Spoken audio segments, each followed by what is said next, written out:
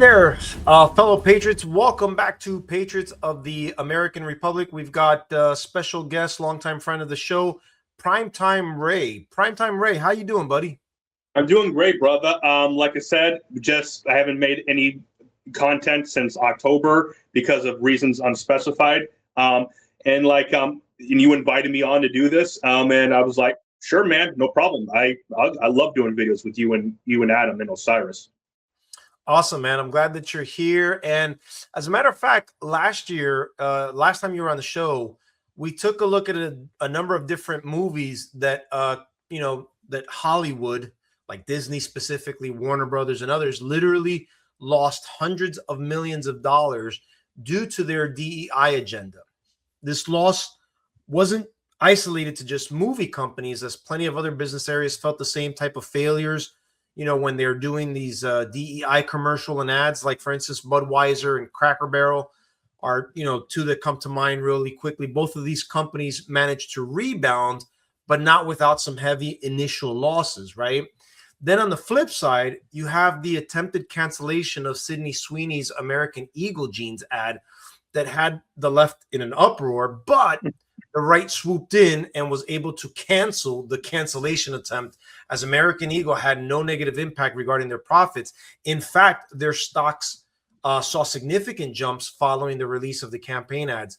So as much as DEI has infected so many aspects of our society, it's good to know and see many of us are fighting back with our wallets, right? But however, that being said, there's one thing that you can bet on, is that the left is very stubborn, and they will keep trying to force DEI into many areas as they can. And today we're going to go over some of those highlights. We'll go over some new movies just to reignite the conversation and see where we're at with DEI. What are your thoughts so far on it, though? Which aspect of DEI? Well, let's define what DEI is, right? So for the purpose of this video, right, we're going to define what DEI is to me, because there's a lot of different definitions out there that are floating around, right? So let's start with you. What does DEI mean for you? DEI in my opinion, basically means trying to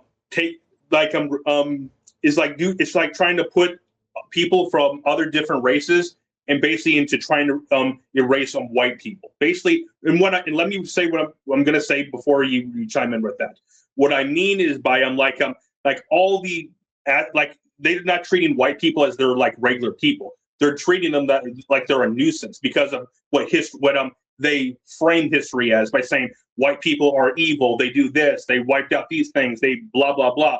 And basically, they're using that aspect of it, which is completely altered to make it seem like it's something else. They're using that to put their own agenda in, like I said, I'm sure you're well aware of the Great Replacement theory, which I actually believe, in my opinion.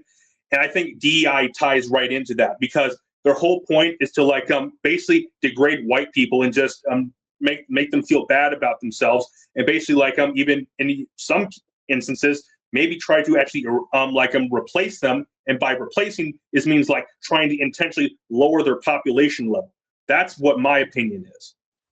That's a pretty good definition. I'm going to take it a step further. So let's break it down to what the acronym actually stands for. DEI stands for diversity, equity, and inclusion. Now, these are words that I've come to despise over the last 10 to 15 years. Why? Because of the agenda that you just finished talking about, right? Some people are going to lead you to believe that if you're against DEI, you're a racist, a misogynist, a Nazi, a white supremacist, yada, yada, yada. DEI is not that you're against any group of people being featured in a film, right? What I am against is replacing white people or white characters with any other minority group, right? Toxic female superiority, right? Which means that women are better, smarter, faster, wiser, and braver than men, right? So it kind of makes men look like morons or buffoons, right? And it puts a woman in a superior posture. And then replacing, obviously, characters with different sexual orientations, which most of the time is irrelevant, especially when it comes to children's cartoon shows, movies, or any other media platform. So I'm going to take it a step further and say DEI is everything that you just said and more. Do you agree? I can agree with that. I can. Like there was that meme. I'm sure you've seen it all over the internet. Imagine if they replaced Black Panther, T'Challa, replaced him his skin color. I would be ticked off. You would be ticked off. Everyone would be ticked off. We're all in agreement on that. But if it's like a character who is like a white person and they replace them, like not many people go like you see where this is going. Yeah. So you can do it with white people, but you can't do it with anyone else. That's the issue I had. Absolutely. Now, let's move on to our next segment, which is talking about Snow White. In 2025, one of the biggest box office bombs was Disney's live-action movie of Snow White, starring Rachel Zegler as Snow White, right? Due to, I guess, her lack of awareness and woke stupidity, she couldn't keep her mouth shut and utterly damaged the movie's success. She unapologetically insulted the origins of the film, calling it outdated, but she also took it upon herself to man-hate the audience as well as insulting Trump supporters. Let's take a look at this first video before you chime in on it. But Rachel didn't stop. She doubled down. In another interview, she said the original prince literally stalks her. There's a big focus on her love story with a guy who literally stalks her. Yeah. Weird. Super weird. So we didn't do that this time. She said the whole concept of true love's kiss was outdated. She said her Snow White wouldn't need a man. I was scared of the original cartoon. I think I watched it once and then I never picked it up again. She wrote in part, "I find myself speechless in the midst of this. Another 4 years of hatred leaning us towards a world I do not want to live in." She went on to say, "I echo Ethel Kane's statement more than anything. May Trump supporters and Trump voters and Trump himself never know peace." Zegler also wrote, "There is a deep, deep sickness in this country that is shown in the sheer amount of people who showed up for this man who threatens our democracy." So due to these tone-deaf comments, in my opinion, Ms. Zegler here was more than likely directly responsible for the reported $170 million loss that Disney experienced. What do you think? Well, when you insult half your audience, what do you expect to happen? So, like, if you like try to go after half the audience who's going to watch your film, you're convincing them not to go watch it. And the only ones who do watch it are only probably doing it just as a joke or just to see how bad it's going to be. That's really what it is. Yeah, I don't think if you're in the business of making money, I don't think you should insult any customer on any side. Even if you're on the right, you shouldn't insult the left. If you're trying to earn their green, because at the end of the day, that's the only thing that matters, right? Is the green. And given the fact that, this is a Disney movie, you would think that she would understand that the audience from Disney is it's a mixture of both political sides. So by doing what she did, she's disenfranchising people like you and I definitely did not take my daughter to go see that film, right? I didn't go see it. And speaking of that, Michael Jordan's had the best comment when referring to this. The other side buys shoes too. I'm sure you remember that. Absolutely. Now, you'd think these companies, after experiencing loss after loss, would pump the brakes and tell their actors, listen, stop insulting the fans and stay out of politics. I mean, didn't Disney learn their lesson with Brie Larson and her man-hating comments specifically towards white men? But it seems like these guys don't learn their lessons because we seem to have a repeat scenario when it comes to James Gunn's upcoming Supergirl movie. What are your thoughts? Well, before I get into that part, referring to what they keep doing. They keep doing the same thing. I saw a joke that another YouTuber, I won't say his name, but he made a joke about Disney. Basically, Disney is like a bad child that's trying to touch the stove, and the parents are going Like he's just saying Disney is a bad child right now. It's the exact same. That's basically what it is. So yeah. Yeah, absolutely. Just stop it. Stop it. Don't touch that. Don't touch the woke stuff, right? You're gonna burn yourself. Yeah. But let's move on to James Gunn's Superman, right? His film wasn't the home run that Warner Brothers expected. A lot of people liked it and a lot of people didn't like it. It's somewhere in between, right? Though it wasn't a failure, but it also wasn't a massive win either. With a budget of $225 million, means they would have roughly needed to make about over $450 million in order to actually make a profit, right? So officially, the movie grossed $618.7 million, which shows that the studio made its money back and made a small profit.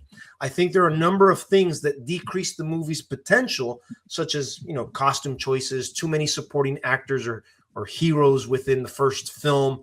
But nothing was more glaring to me than the comments made by James Gunn's brother, who decided to inject politics into the fold by comparing Superman as an illegal immigrant, right? The comment to me was like a jab at those of us who are against illegal immigration, right? So if you're against illegal immigration, then you're against someone like Superman, which is an absurd comparison in every way imaginable, and was, to be quite honest, the primary reason why I did not spend my hard-earned cash on this film. What are your thoughts?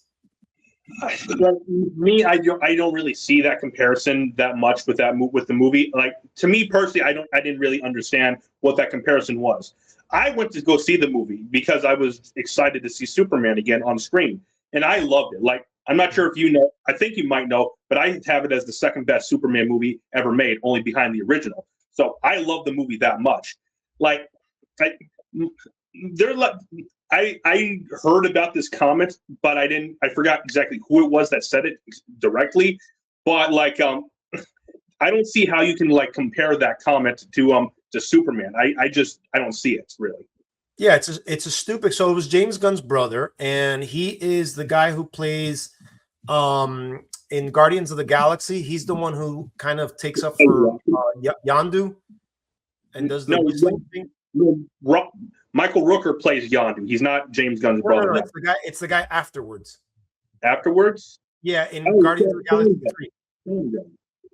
Yeah. So that's his brother. So what he's trying to say is Superman is not of this earth, right? He's an alien and he's an immigrant, right? That's how the comment is being postured.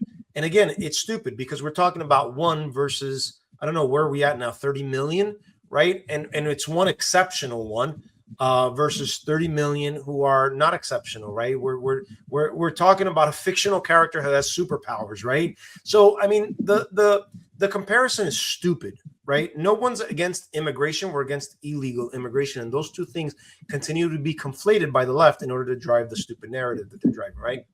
Yeah, and like basically, no, I'm not against immigration, but the thing is, you notice how there's so many people that are coming out against immigration as a whole. The reason is because they're being pushed towards that because they see how they're all being denigrated themselves. So, like, if they're being denigrated, it's obviously going to have a response be pushed back. I'm not saying I agree with the response, but you shouldn't be surprised that they're getting a pushback from it. Agreed. And let's be real. The immigrants that are coming today are different than the immigrants of old. I honestly, if I were president, I'd shut everything down because until we get people who actually want to be American and love this country, I don't really think anybody should be coming in. If you're going to hate this country, if you're going to disrespect this country and all you want to do is use this country, we don't need you. That's my opinion, my view. Yeah.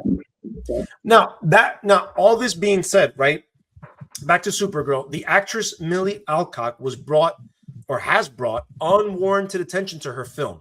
So let's start by addressing her character and how James Gunn chose to depict her as a drunken, irresponsible, and disrespectful teenager. Now, that rubbed many people the wrong way, including yours truly. I don't know how you felt, but we'll get into that in a moment. In all honesty, though, and in my eyes, casting Millie as Supergirl doesn't really fit for me, as I'm not trying to be mean. This is just my personal, opinion. I don't find this girl to be attractive enough to play Supergirl, So based on these two factors, I was already tuned out for this film. But I'm not alone, as many others are abandoning watching the film, as Millie has begun to open her mouth and inject modern toxic femininity into her interviews by indirectly accusing the male audience of misogyny, of course, for the expected struggles her film will eventually face. She also noted that she's bracing for the inevitable backlash just for existing as a woman in the comic book franchise. Let me play the video and then I'll get your comments on it. But unfortunately, that's the truth for James Gunn in the DC universe. It doesn't seem like that many people are all that invested in the Supergirl movie, the next big release for the DC universe. And certainly it could be well on its way to losing a lot of money at the box office. And when the star, Millie Alcock, continues to make statements that turn off a large portion of the comic book DC fan base, that can't help things either. It was several weeks ago, around a month and a half, when Millie Alcock did an interview, and something she said about backlash and controversy and criticism kind of made people, turn their head and say, wait, what? Is that really what you say? Do you really want controversy surrounding this movie that doesn't look like a lot of people are invested in it right now? Supergirl star Millie Alcock preemptively blames sexism for backlash ahead of film's release. Echoes She-Hulk rhetoric and what that was about. And she was talking about the backlash for some of the things that happened in House of the Dragon and maybe Supergirl and whatever, even though she was soundly praised almost universally for her performance in House of the Dragon. And when she was first cast in Supergirl, people said, hey, you know what? I could see it. Let's see where it goes. With the 60 seconds of her we got in James Gunn's Superman, people quickly were turned off by her and they didn't like the trailer and things like that. Now we are where we are. But she said something to the effect of, in today's era, people feel like they have such control over women's bodies and blah, blah, blah, blah, blah. It was very much similar to the stuff that She-Hulk star Tatiana Maslany said in her criticism towards male fans. What are your thoughts? Well, I'll respond to what you said earlier, when you're saying that basically you didn't like the portrayal of her at the end of Superman.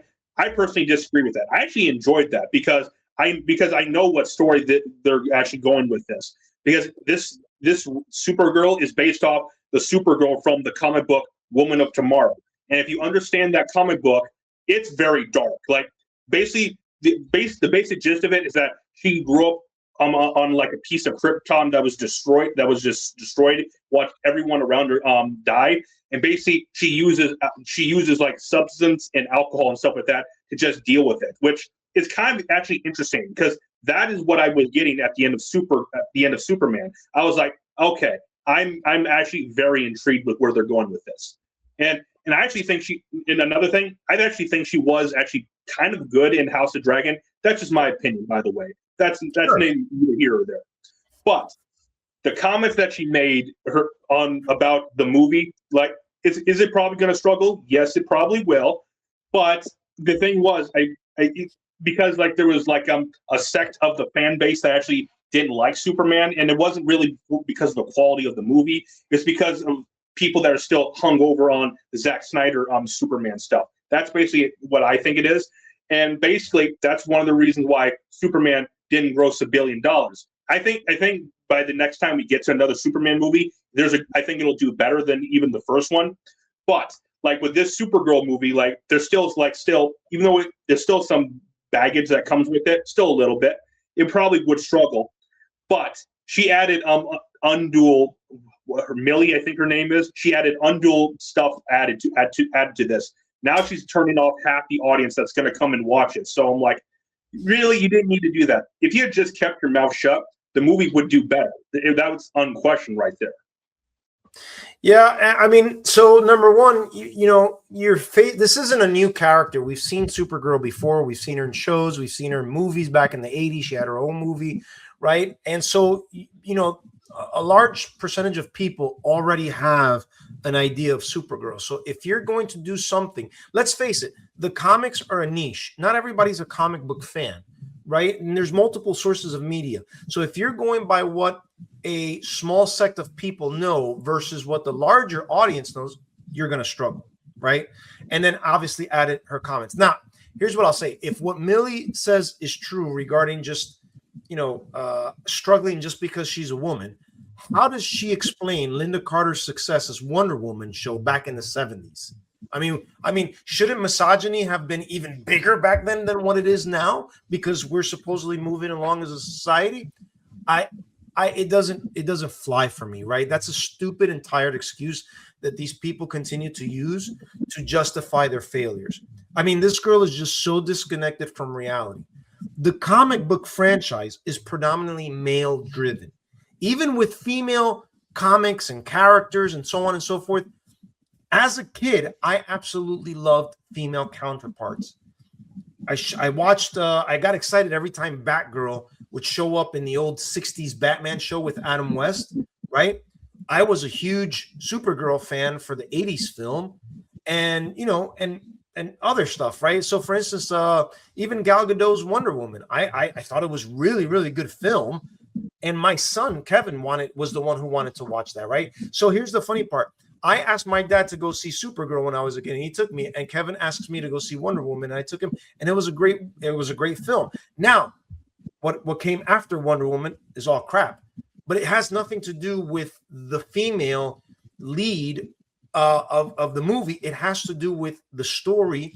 And if you're going to throw in comments like this, you're just continuing to shoot. You're going to shoot the other foot, right? Yeah. Well, side note, that Supergirl movie in the 80s was awful. Let's just be straight up forward with that. So, but still though. Yeah, but for the 80s, I mean, if we compare it now, yeah, but I mean, I enjoyed it. I mean, it wasn't earth shattering. It wasn't Superman level, but darn, it wasn't a stinker either. We'll have to respectfully disagree on that part right there. Respectfully. I don't know, man. I'd rather watch that than I'd rather watch that than Wonder Woman 86, 84, or 84, whatever it was. Yeah. Tell you the truth, I might have to give the slight edge to 84 with that. I might have to. We'll have to talk about that privately. Yeah. Now, here's the funny thing. So Alcock's controversial comments don't end there, as she doubled down, as she dismissed many of her online critics as burner accounts, and she even went on to insult Christian dads. Let's take a look. Supergirl star Millie Alcock attacks fans again, mocks Christian dads, says it's okay to piss off the right people. Man, oh man, I guess maybe you really are going to the James Gunn School of Promotion. And it's all coming from this big cover article on Variety with Millie Alcock. Just fucking go for it. How Supergirl star Millie Alcock learned to ignore the trolls and become a punk rock superhero. Yeah. What are your thoughts? She just keeps touching the stove. Like that's, yeah, like all. There's so many of these actors and actresses that keep doing this. It's almost like it's a ritual almost. That's like they're all kind of required to do that. That's almost what it seems like. Yep. And like I said, the problem here isn't a female superhero lead as being female, right? The issue here is just like any other film. It's the story. A solid story will make just about anything work. But if you have a bad story, no matter how many explosions, action scenes, or anything else, it's just going to bomb. And even more so, like I said, when you add stupid comments like this, I think Supergirl is going to suffer a very similar fate to Snow White, though it won't be, as much, because I don't think Supergirl had the same type of production issues, which required reshoots, which increased the budget for that film. But I think it's going to struggle to make a profit. And from what I understand, there's an unconfirmed budget between 150 to 200 million dollars. So if that's true, this movie's got to make it's got to make over 300 to 400 million dollars in order for it to turn a profit. I think it can make at least 300. I think it can make 300, but I don't know if much more after that. Let's see. It just depends where that actual official mark is going to be, right? If it's 150, you're breaking even at 300. It's not a loss, but you're also breaking even. It's not a profit. That's going to be considered a loss for Disney or Warner Brothers Studios. And if it's 200, forget it. It's definitely a loss, right? It's a huge loss at that point. So Very interesting. Now, someone once said, everything that the left touches turns to crap. Now, in my opinion, I think this is really accurate, as the left has done multiple reboots, respins, soft boots, and whatever else you have in between, right? And just about all have been disastrous. Now, I think the two biggest examples that we can point to are the Star Wars sequels done by Disney and MCU's Phase 4. When we look at Star Wars, although episode 7 did, I think, like over $1 billion. It made $2 billion. Okay, it was riding the coattails of the franchise's name. Each one after that did considerably less and less, and it was evident that Disney Star Wars lost a good chunk of their audience by not respecting the source material and injecting a woke feminine agenda into a boy brand IP. And the same can be said for the MCU, as we take a look at this next video done by Gary from Nerdrotic, and he has successfully coined this phrase, the MCU. I don't think I'm going out on a limb here by saying the Marvel Cinematic Universe and Kevin Feige need a win in the worst way. The mighty MCU looked unstoppable with phases 1 through 3 starting with Iron Man and ending with Spider-Man Far From Home, consisting of 23 films over the course of 11 years. Since then, with phases 4 through 5, it's been a different story, consisting of oversaturation, not a lot of highs, a lot of lows, diminishing returns, and assassinated characters. On the film side, we had Black Widow, a prequel featuring a dead character and a villain that was gender swapped but still played by a dude. Shang-Chi and the Legend of the Ten Bracelets, despite Simu Liu calling yours truly out, flopped. The Eternals flopped. Can you imagine how many lives this is going to be saving? The underperformance of the 3 previous films was blamed on COVID until Spider-Man No Way Home came out and blew that narrative out of the water by making almost $2 billion. Riding off the success of No Way Home, Doctor Strange Mom came out, directed by Sam Raimi. It had an impressive opening weekend and one of the worst second week drops in Marvel history.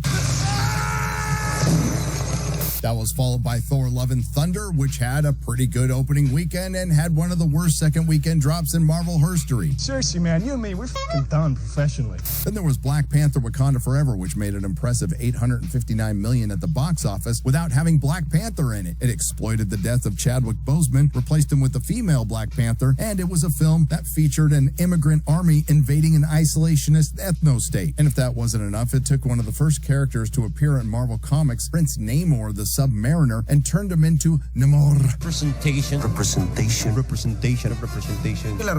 representaciones. That was followed by another flop, Ant-Man and the Wasp Commie Mania, featuring socialist ants. I mean, I know socialism is a charged word. Hey, you shut your face! After getting fired, James Gunn returned to direct Guardians of the Galaxy Volume 3, which did really well at the box office, and then he f***ed up DC. But then Marvel dropped the biggest bomb of them all, The Marvels, a film starring women, directed by a woman, produced by women, made for women, that women didn't watch. But not to worry, because it's white boy summer to the rescue when Ryan Reynolds and Hugh Jackman returned in Deadpool and Wolverine, which made a phenomenal $1.3 billion at the box office and will chip away at that $72 billion investment Disney made into Fox. Yet, as we know with Disney Marvel, it's one step forward and in this case, 3 steps back, with Captain African American, the Thunderbolts, and the Fantastic Four First Steps all bombing at the box office. Of those 14 films, taking away Sony's Spider-Man, less than half were successful and even fewer were actually good. The other major problem is, thanks to the ballooning budgets, the films that did generate a lot of money ended up not making a lot of money.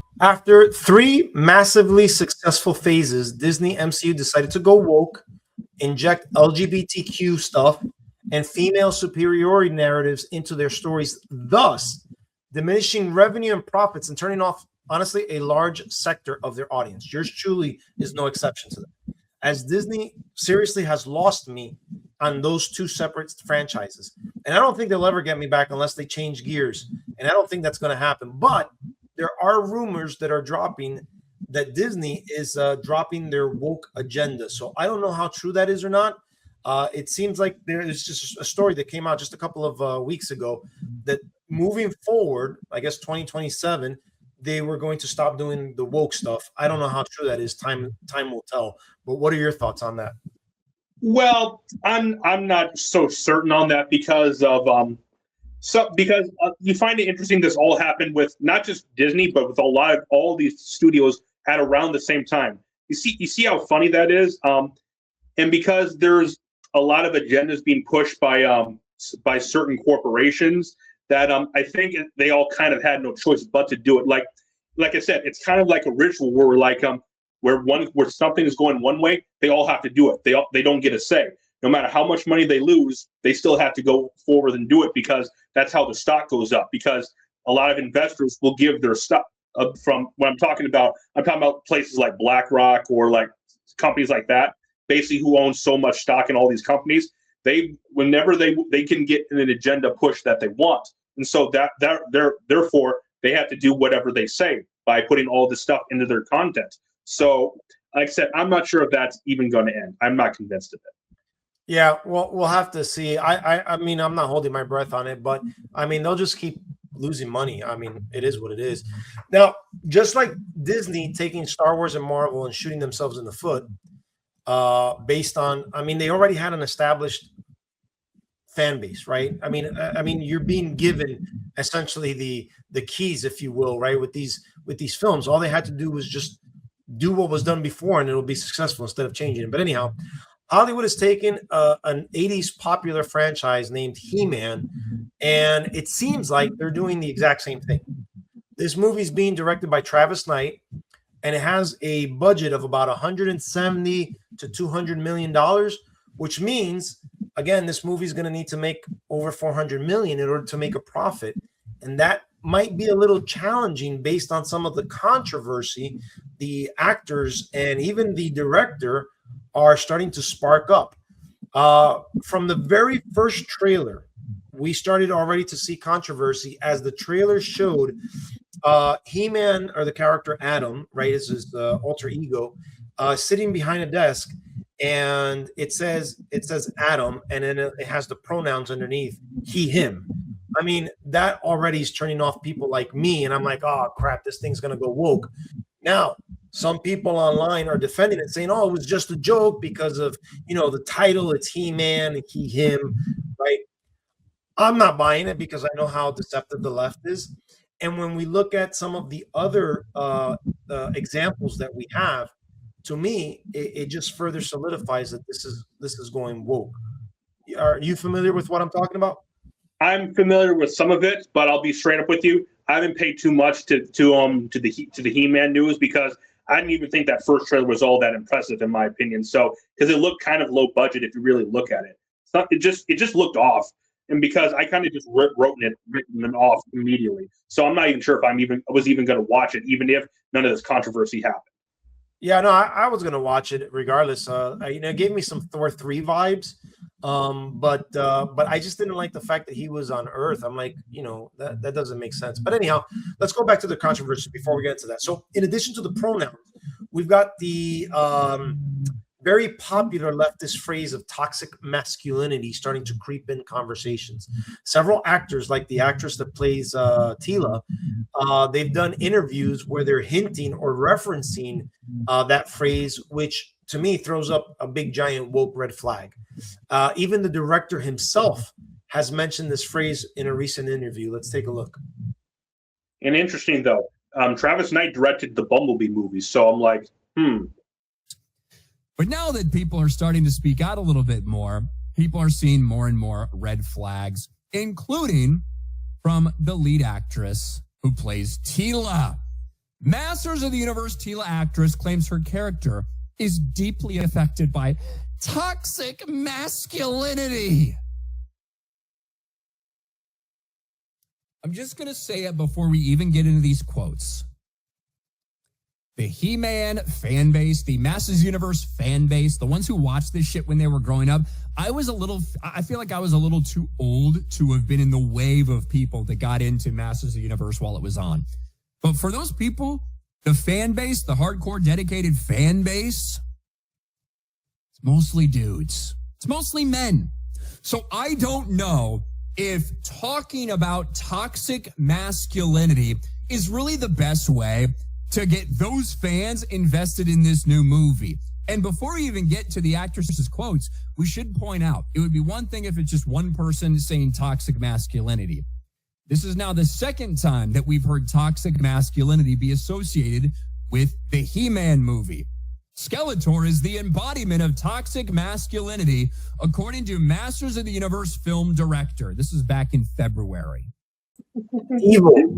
He's the embodiment of evil. I mean, these people.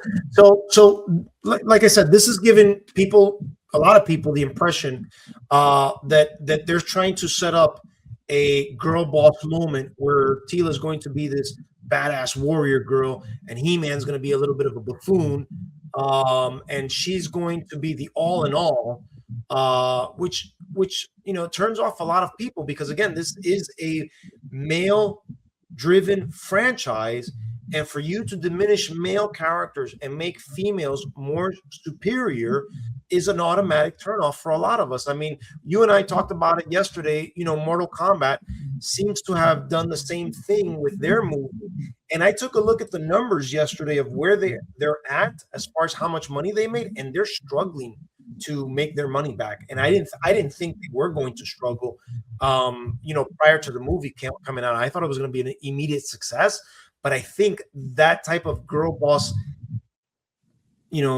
persona or ending or narrative or direction is hurting the film. What are your thoughts? Well, you're talking about degrading He-Man and promoting up Tila. Like, this reminds me so much of that Netflix Masters of the Universe show. Remember that? Where they literally killed He-Man off in the first episode, and they had the entire series be about Tila. And basically, the entire and they also killed Adam too. So I'm like, really? So I'm like, this reminds me so much of that. And basically, ever since that, I have not really been interested in anything He-Man related since then. And so, even when this movie was announced, I wasn't that interested in it because I even saw some behind the scenes photos that looked kind of odd. So I'm like, And then that first trailer came out, I was like, yeah, I'm not interested in this movie. And now that this stuff is coming up, because I wasn't aware of some of this stuff, but particularly with the director, I'm like, okay then. So I guess I have more reason not to go watch it in the first place now. Well, it's interesting because to your point, Travis Knight did Bumblebee, and I mean, he did a decent job with it. A lot of people think story-wise it was a solid film. Did it make as much as the other films? No, because there was less action. But it was solid. It wasn't extremely woke. You could nitpick certain things, but I wouldn't call it woke to be 100% woke. I mean, yeah, the Charlie girl was a little bit butch in my opinion, especially for it being an 80s film. But I mean, again, we're nitpicking there. But to your point, I saw the trailer and it turned me off, and here's why. And this is kind of like the last thing that puts the nail in the coffin for me as to why I'm not going to be spending my hard-earned money on this film, and it's race-swapped characters, right? So let's start with the actress Camila Mendes, who's playing Tila, okay? So I'm not sure if it was her or the fans calling her Latina roots in playing this character. Like, they're proud that a Latina is playing a white person's role and stuff like that.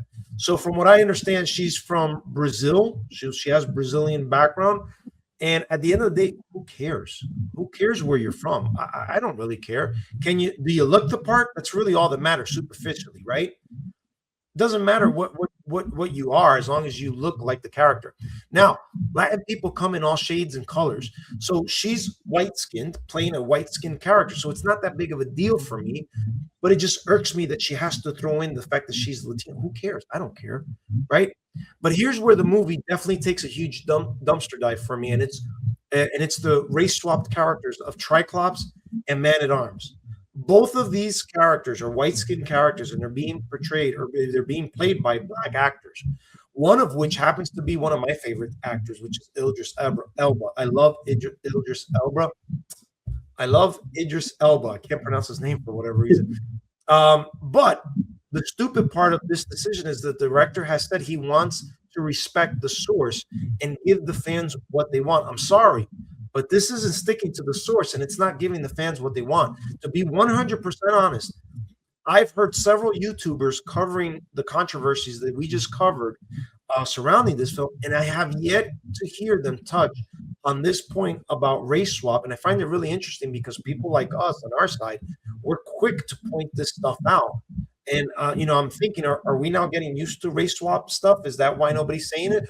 Or are these people not into the He-Man lore and they don't understand, or they don't know that both of these characters are not black, they're white? I think it's a combination of both. I think there was probably so much what I think specifically with this one is that there was so much controversy with it that they just pretty much overlooked that. But they didn't pay too much attention to it because they had other stuff they wanted to look at with this. So that's what I think happened at the end of the day. And another thing, it's happening so much that I think people they're just used to it, so they're not really talking too much about it, really. So I think it's the other side, because when we look at the next segment that we'll talk about, the Odyssey, there's people, again, it's the norm people that are up in arms and dislike it. So I don't understand why that's not falling with He-Man. I think it's the fact that these people don't know the source material. And for instance, Ryan just said in that video that he was too old for the He-Man stuff. Ryan's actually younger than I am. well, he can't be too old for the 80s. He's probably getting confused with the Cartoon Network one, which came out in the 2000s, which would make us adults. I remember I was in my mid to late 20s when that show came out. So I would suspect that Ryan doesn't know the 80s version, and that's why it's not. Well, I think it's a little different because, like, for instance, you mentioned the Odyssey. I think that's because that's based more on Greek mythology, like actual mythology that some people actually believe. Obviously, I don't believe it, but some people actually do believe that. And then it's comparing to He-Man, which is something that someone just made in a TV show. I think that's the reason why. It could be, but Gary from Nerd Rock is quick to call that out, and so is like the critical drinker. Yes, critical drinker. They're quick to call that stuff out, and they haven't. I haven't seen anything from them. But anyhow, the last stupid thing, which I mean, it's not woke, but it turned me off. To your point, when I saw the trailer, was like I said, Adam being on Earth. Like when you look at the original '80s cartoon, Earth was not anywhere mentioned. Right? This story takes place on a distant planet in another galaxy. It's called Eternia. Earth had nothing to do with the show at all. The only time Earth got mentioned was with the live action movie that came out in the late 80s starring Dolph Lundgren, which I don't think it did that good. And it deviated a lot from the source material, which is why I didn't like that movie. But I think that this He-Man movie could suffer from very similar things, in my opinion. Maybe. Who knows? Maybe. Yep. Now, let's go back to talking about the Odyssey, right? The last controversial woke movie that I'm going to talk about. Now, it's Christopher Nolan's Odyssey movie, right? A movie I was originally excited for when I heard about it because it's Christopher Nolan. I mean, he's had some phenomenal films under his belt, right? And the one that sticks out the most to me was Dark Knight Rises. It was a masterpiece, right? I think Dark Knight, actually. So. Oh, it's the Dark Knight, right? The Dark Knight Rises is the third one, right? Yes. Batman Begins. That one was with Ra's al Ghul. The Dark Knight with Heath Ledger's Joker, and then the Dark Knight Rises with Bane. Yeah. So correct. So the Dark Knight is the masterpiece. The first one was mediocre. The other one was not so good, in my opinion. But anyhow, I agree with them. I love both of those. So, but yeah. Neither of them. No, but let's be real. Dark Knight is the masterpiece. It's the superior one of them. Yeah, I agree with you. Mm-hmm. All right. So when I heard this news, got me excited, right? Until I began to hear some of the casting choices that he was doing. You've got a Greek story with multiple race swap characters. Let's take a look. And let's face it, most of the casting is pretty good. Now, Matt Damon isn't anyone's first choice for Odysseus, but he's not bad. Tom Holland, Robert Pattinson, Anne Hathaway, John Bernthal, Mia Goth, James Remar, and even Charlize Theron, because the more time she spends on a set filming a movie is the less time she spends adopting children and changing them. But after that, it gets pretty bad. Let's face it, when people are overlooking Zendaya playing Athena, you're in trouble. I don't have anything against Zendaya, and I don't think she's as bad as Pedro Pascal. I am just curious as to why she gets cast in so many productions when she has the acting range of Tessa Thompson. Then there's John Leguizamo, who has consistently argued that Latinos should play Latino roles. By that logic, he shouldn't be playing Eomeus unless my geography's bad and Colombia is located in the Aegean Sea. Of course, there's rapper Travis Scott, who I'm totally familiar with, who was cast as the Bard, where Christopher Nolan said, I cast him because I wanted to nod towards the idea that this story has been handed down as oral poetry, which is analogous to rap. Is it though? But then we get to what may or may not be the worst of the casting. It has been rumored for months that Lupita Nyong'o is playing Helen of Troy, and just a couple of days ago, it was confirmed. The face that launched 1,000 ships and the face that was behind Will Smith right after he smacked the shit out of Chris Rock at the Oscars. Keep my wife's name out your fucking mouth. I'm going to. A decision that has earned the label the DEIC, and it's got everyone scratching their head and asking Christopher Nolan, what the f*** are you doing? I think what I think's going on is like another YouTuber. I won't say his name. I'll tell you off screen who he is. He's saying that he thinks that there's so much money being pushed onto these people that basically like saying it's money that's so ridiculous. There's no way they could absolutely say no. So they have to say yes because of the amount of money they're being offered. That's why they're doing this. So like, and even Christopher Nolan can fall under that because everyone has a price for something. So I think that's probably what this is right here.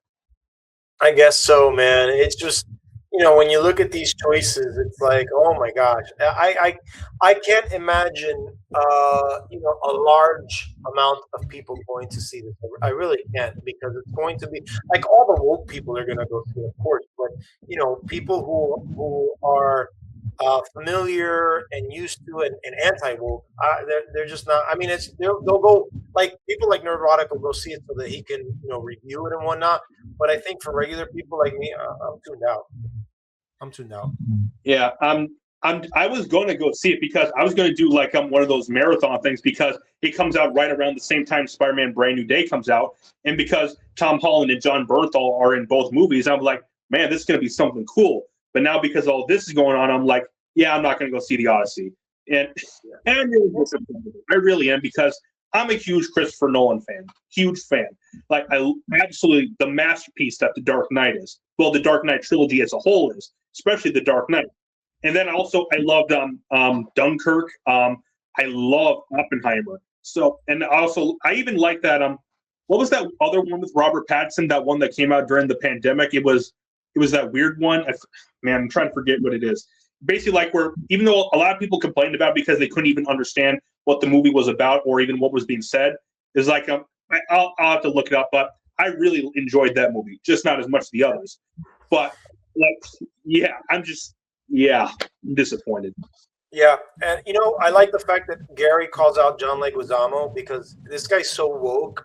Notice in that header that he showed, it's like Latinos should only play Latino characters, or something of that nature, right? So nobody else can play a Latino character, and I mean that's a huge hypocrite if we look at all the race swapping that happens and the gender swapping and so on and so forth that takes place under DEI, and he's all for that, right? So it's so hypocritical that the left is good, for race swapping in one direction, but they're not good for race swapping in the other direction, right? Yeah, mm-hmm. He's a big. But here's something though. Sometimes this even happens in like animation things where like voice actors, there's a show that I love, absolutely love. It's called King of the Hill. I'm not sure if you've ever even heard of it, but basically, like, one of the actors, one of the characters, his name is Khan. He's an Asian guy. He's Laotian, okay? In the original run, he was voiced by a white guy who was doing an accent, and it was very funny. Like, it was hilarious. Like, and you couldn't even tell really. But with the new season, even though I love this new season, what they did was they replaced the actor. They replaced him with an Asian guy. But here's the thing, though. The Asian guy they got, I forgot what his name is. He's not even Laotian, though. He's just Asian. So, like, this kind of is weird right here. You're replacing the guy because he's not the same race, but you're not even giving him actually the actual proper race. Like, some of the stuff is weird when you really look at it. Like, I don't understand it. Yeah, that's how these people are. Now, here's the funny part. So rumors have been swirling that trans actress Elliot Page, formerly known as Ellen Page, is playing the ghost of Achilles, which has prompted the internet to make a bunch of memes. And a lot of them are hysterical, but this one's my favorite. Let's take a look at this one.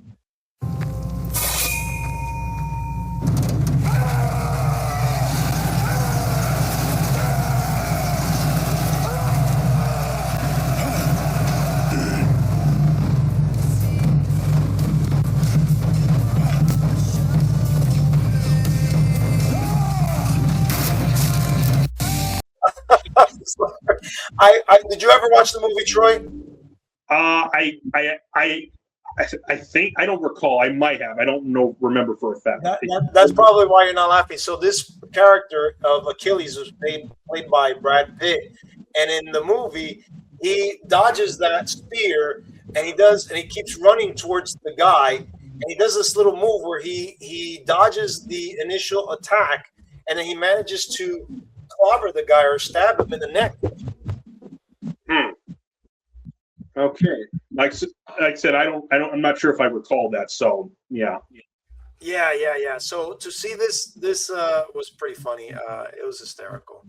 But to be frank, like all these decisions from Nolan, in the end, they're going to save me money and time. I don't plan on watching it, and I don't plan on spending money on it. And if it comes out on some type of platform that I have that I'm subscribed to, whatever, I ain't watching it. I got better things to do with my time. Yeah. So listen, I used to be someone that, I went to the movie theaters like almost every month. I would spend easily like $100 each time I went because, I take the boys, right? So we're talking about 4 or 5 tickets, 6 if I'm going with my wife. Add popcorn, soda, ice cream, candy, everything adds up. So minimum, I'm spending 100, right? Now, at this juncture, I rarely go. And if I go, it's to take my daughter to see some type of family-friendly movie like the Mario Galaxy film that we just watched a few months back, right? So Hollywood continues to lose money of people like me, which equates to tens and even hundreds of millions of dollars. There are 2 films that are being rumored in development right now, and one of those is that I've been a fan of since I was a kid. One of those is a Thundercats movie, and the other one is a Gargoyles movie, and the Gargoyles is done by Disney. At this juncture, I have very little to no hope that these won't have some measure of wokeness in the film, which will continue to cost them money, because as soon as I smell the hint of wokeness, I'm out. Right? So my advice is to Hollywood is to stop shooting themselves in the foot, stop listening to the leftist mob, make a regular classic type of movie where the story is revolving around classic storytelling, and leave out the woke nonsense. And they can make a profit once again, right? Yeah, I can actually pretty much agree with that right there, that part right there. Mm-hmm. So I mean that's my conclusion. What you have any other words that you like to share with the audience? I think I pretty much shared everything tonight because, like I said, we've gone over pretty much everything that we were going to talk about. Mm-hmm. Very cool. Well, thanks for coming on the show, Ray. Thank you. I appreciate you taking the time and joining us. And thank you to all the viewers out there. I hope you guys had a wonderful Memorial Day weekend. Remember, we're honoring and remembering all of those who gave their lives for our freedoms. And, I can speak for myself, and I'm sure for Ray, we appreciate all those that came before us that sacrificed so much so that we can live in the great country that we live in today. So, guys, thank you so much for joining. I will see you guys in the next video. Take care. God bless you. God bless America. I'll see you guys in the next video. Bye-bye.